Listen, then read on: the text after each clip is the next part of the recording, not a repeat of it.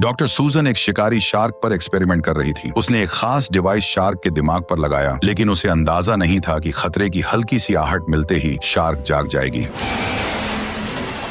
किस्मत से शार्क दोबारा बेहोश हो गई। मौका मिलते ही सूजन ने उसके सिर पर डिवाइस फिट किया और इमेजिंग सिस्टम की मदद से लगभग 10 मीटर लंबी सुई उसके ब्रेन में उतार दी। बेहोश होने के बावजूद शार्क तेज दर्द महसूस कर रही थी, लेकिन आखिरकार सूजन ने उसके दिमाग से 4.5 मोल प्रोटीन निकाल लिया। उस प्रोटीन को अल्जाइमर पेशेंट की डैमेज ब्रेन सेल्स के साथ मिक्स किया गया। अब सभी लोग स्क्रीन पर नजरें टिकाए रिजल्ट का इंतजार कर रहे थे, क्योंकि अगर यह एक्सपेरिमेंट सफल हो जाता तो लाखों मरीजों को नई जिंदगी और टीम को एक मोटा मुनाफा मिल सकता था। जैसे ही प्रोटीन और ब्रेन सेल्स के बीच रिएक्शन हुआ, डैमेज हो चुकी सेल्स दोबारा जिंदा होने लगी। इस रिजल्ट ने यह साबित कर दिया कि उनका एक्सपेरिमेंट सफल रहा। सफलता की खुशी में एक साइंटिस्ट ने तुरंत सिगरेट जला ली, लेकिन जैसे ही वह बेफिक्र होकर शार्क के पास गया, तभी सिगरेट की स्मेल मिलते ही शार्क अचानक जाग गई और एक ही झटके में उस पर हमला कर दिया।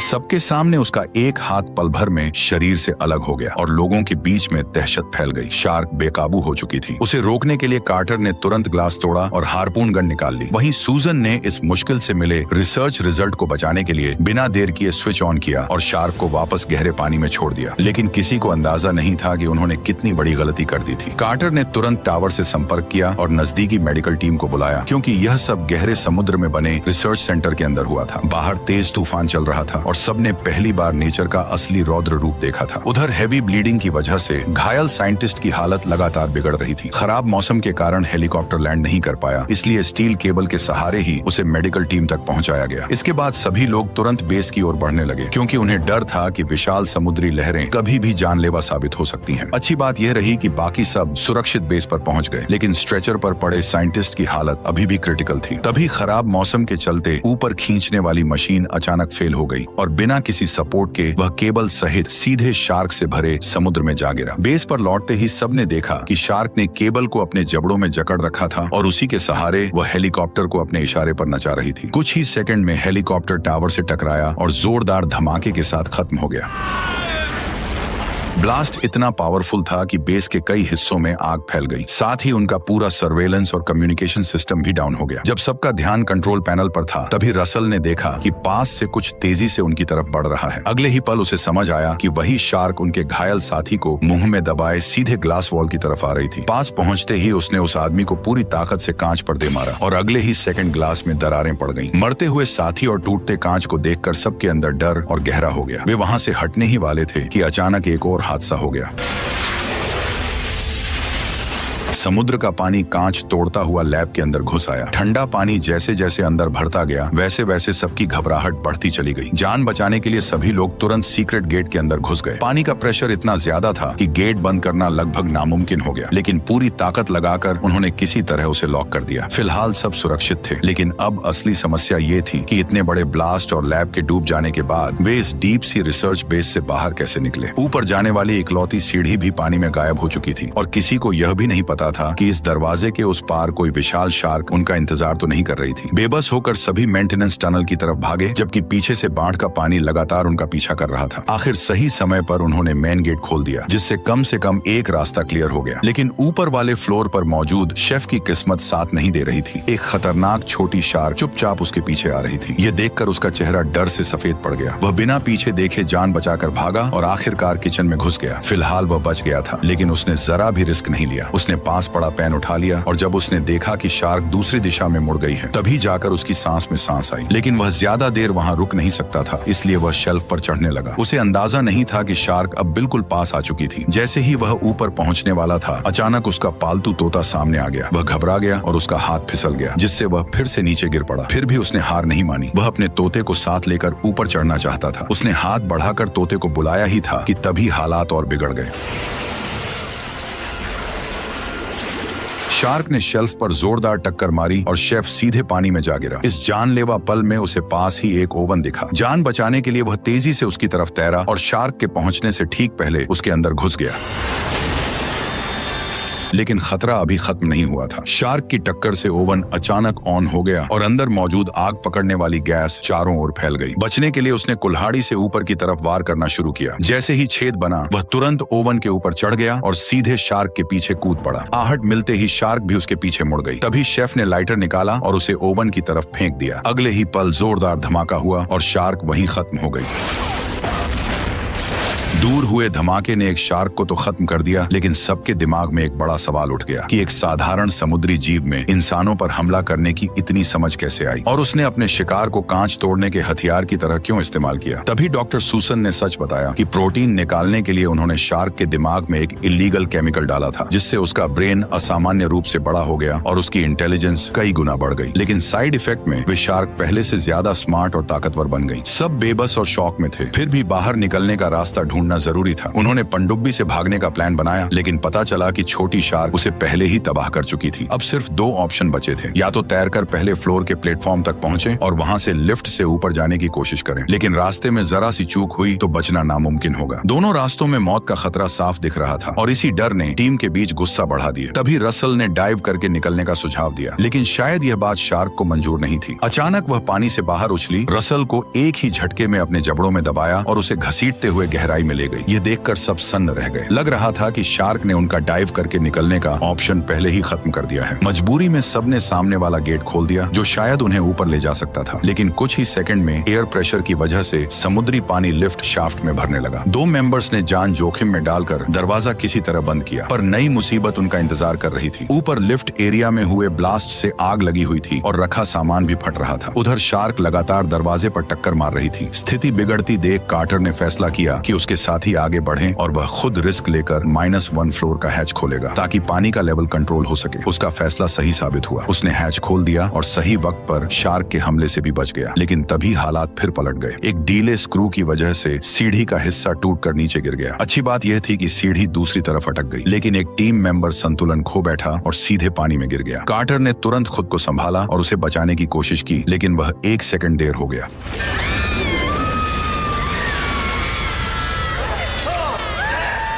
सबकी आंखों के सामने शार्क ने उस महिला को झपट लिया। कार्टर ने पूरी ताकत लगा दी, पर शार्क उसे एक ही झटके में गहराई में ले गई। आखिरकार वह ठंडे समुद्र के पानी में गायब हो गई। उस पल सब एक बार फिर गहरे सदमे में डूब गए। सबसे बुरी बात यह थी कि वे अभी भी टॉप फ्लोर से काफी दूर थे। ऊपर से दरवाजों पर पड़ती जोरदार टक्करों की आवाजें आ रही थी। लग रहा था कि शार्क पहले ही ऊपर पहुंच चुकी थी। सबके चेहरों पर साफ डर दिख रहा था। तभी वहां शेफ पहुंचा। उसने तुरंत कपड़ों की रस्सी फेंककर उन्हें डूबने से पहले ऊपर खींच लिया। अब सब तेजी से आगे बढ़ने लगे। आगे एक पंप सिस्टम था, जिसे जनरेटर से चालू कर पानी बाहर निकाला जा सकता था। टीम तुरंत कंट्रोल रूम की तरफ दौड़ी और किसी तरह जनरेटर स्टार्ट करने में कामयाब हो गई। लेकिन जैसे ही वे बाहर निकलने वाले थे, हालात फिर बिगड़ गए। शार्क ने अचानक पीछे से हमला कर दिया। उसने कार्टर के दोस्त को बेरहमी से चीर डाला। ये देखकर कार्टर तुरंत मेन गेट की ओर तैर गया, लेकिन इससे पहले कि शार्क उसे भी अपना शिकार बनाती, गेट खुल गया और उसी वक्त शेफ भी वहां पहुंच गया। जब सबकी जान दांव पर लगी थी, तब सूजन फिर एक बड़ी गलती कर बैठी। उसे लगा कि टीम की इतनी मेहनत और कुर्बानी बेकार नहीं जानी चाहिए, इसलिए वह अकेले ही अपने कमरे में रिसर्च डेटा लेने चली गई। उसने चाबी से लॉकर खोला और थोड़ी तलाश के बाद जरूरी सैंपल निकाल लिया। इसी दौरान उसे पीछे से पानी चीरती हुई एक शार्क नजर ही नहीं आई। अच्छी बात यह थी कि वह सिर्फ एक रिसर्च मॉडल निकला, लेकिन अगले ही पल पानी की सतह पर कुछ और उभरा, और इस बार वह नकली रिसर्च मॉडल नहीं बल्कि असली शार्क थी। उसने आते ही सूजन पर हमला कर दिया। भागने का कोई रास्ता नहीं बचा था। मजबूरी में वह पहले शेल्फ पर चढ़ी और खुद को संभालने की कोशिश की। हड़बड़ी में उसकी कीमती रिसर्च फाइलें पानी में गिर गईं। वह 2 सेकंड रुककर फिर उन्हें उठाने के लिए नीचे झुक गई। तभी शार्क फिर से उसकी तरफ बढ़ने लगे। अब उसके सिर पर मौत मंडरा रही थी। तभी उसकी नजर ऊपर जलते बल्ब पर पड़ी और उसके दिमाग में एक खतरनाक आइडिया आया। उसने सोचा कि हाई वोल्टेज करंट शार्क को मार सकता है। उसने तुरंत वायर निकाला और अगला हमला होने का इंतजार करने लगी। जैसे ही शार्क उस पर झपटी, उसने बिजली वाला तार सीधे उसके मुंह में घुसा दिया। तेज झटकों के बीच वह दूसरी शार्क भी तड़प कर मर गई। डूब चुके रिसर्च डेटा को देखकर उसे पछतावा हुआ। उसे समझ आया कि शुरुआत में शार्क को छोड़ना उसकी सबसे बड़ी गलती थी, लेकिन अब सोचने का वक्त नहीं था। इसके बाद तीनों फिर आमने सामने आए, लेकिन शार्क के हमले ने कार्टर और सूजन का सीधा बाहर निकलने का प्लान फेल कर दिया। अब बचने का एक ही रास्ता था, जो था इमरजेंसी एग्जिट। लेकिन दरवाजा खोलते ही पानी तेजी से अंदर आता, इसलिए उन्होंने फायर एक्सटिंग्विशर तैयार रखा ताकि प्रेशर बैलेंस किया जा सके। फिर उन्होंने जानबूझकर कमरे में पानी भरने दिया। जब पानी सिर के ऊपर तक पहुंच गया, तब उन्होंने हैच खोल दिया। बाहर निकलते ही तीनों ने फायर एक्सटिंग्विशर ऑन कर दिए। बुलबुलों की आड़ में शार्क कंफ्यूज हो गई और उनकी यह ट्रिक काम कर गई। तीनों आखिरकार सतह पर पहुंच गए, लेकिन तभी एक और हमला हुआ। शार्क ने अचानक शेफ को दबोच लिया और उसे कई मीटर दूर घसीट ले गई।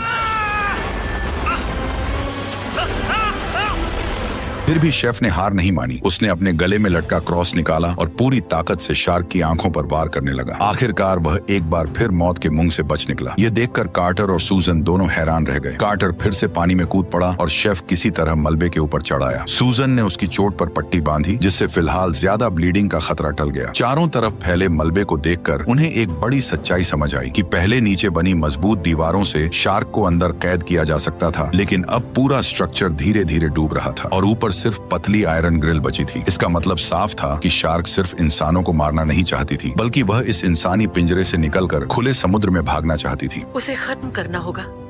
तुमने पहली बार कोई अक्ल की बात की है। दोनों ने तुरंत एक्शन लिया। उन्होंने सारे सिग्नल फ्लेयर्स से बारूद निकालकर उसे एक हारपून में भर दिया। प्लान साफ था। जैसे ही हारपून सही निशाने पर लगता, वे उसके वायर को बैटरी से जोड़ देते और जोरदार करंट से शार्क को उड़ा देते। लेकिन उसी वक्त शार्क का पूरा फोकस दरवाजा तोड़ने पर था। उसने कार्टर को ठीक से निशाना लगाने का मौका ही नहीं दिया। जब शार्क ऊपर नहीं आई तो सूजन ने एक टूटी हुई मशीन के तेज मलबे से अपनी हथेली काट ली और सीधे पानी में कूद गई। असल में वह खुद को चारे की तरह इस्तेमाल कर रही थी। रूल्स सबसे पहले उसी ने तोड़े थे। उसी ने केमिकल से शार्क का दिमाग बड़ा किया था और उसी ने उसे आजाद छोड़ा था। उसे लगा कि गलती उसकी थी तो उसे ही सब खत्म करना होगा। खून की गंध मिलते ही शार्क ने दरवाजा तोड़ना छोड़ दिया और पलटकर उसकी तरफ झपट पड़ी, लेकिन चालाक शार्क सतह पर आने से बच रही थी। कार्टर समझ गया कि सूजन का प्लान काम नहीं कर रहा है। वह उसे बचाने के लिए बिना सोचे पानी में कूद पड़ा और फिर वो हुआ जिसे देखने की हिम्मत किसी में नहीं थी।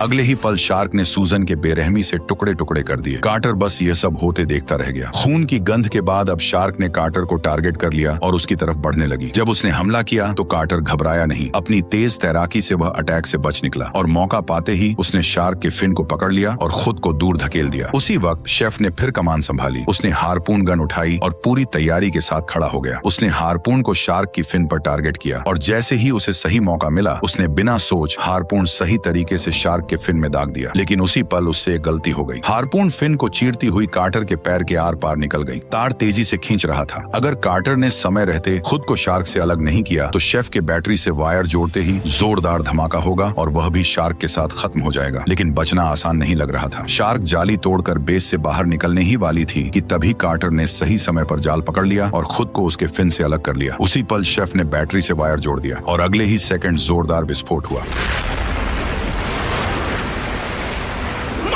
धमाका इतना खतरनाक था कि शार्क वहीं खत्म हो गई। जैसे ही शेफ ने कार्टर को जिंदा देखा, उसके काले चेहरे पर फिर से मुस्कान लौट आई। इस तरह उन्होंने अपने कई साथियों की कुर्बानी देकर आखिरकार शार्क का आतंक खत्म कर दिया और यहीं पर ही शानदार मूवी खत्म हो गई। वैसे मुझे तुम बताओ कि तुम्हें ये एक्सप्लेनेशन कैसी लगी। अगर अच्छी लगी हो तो वीडियो को लाइक कर चैनल को सब्सक्राइब कर लो। अगर इस मूवी का सेकंड पार्ट का एक्सप्लेनेशन भी चाहिए तो कमेंट भी कर दो। Okay bye.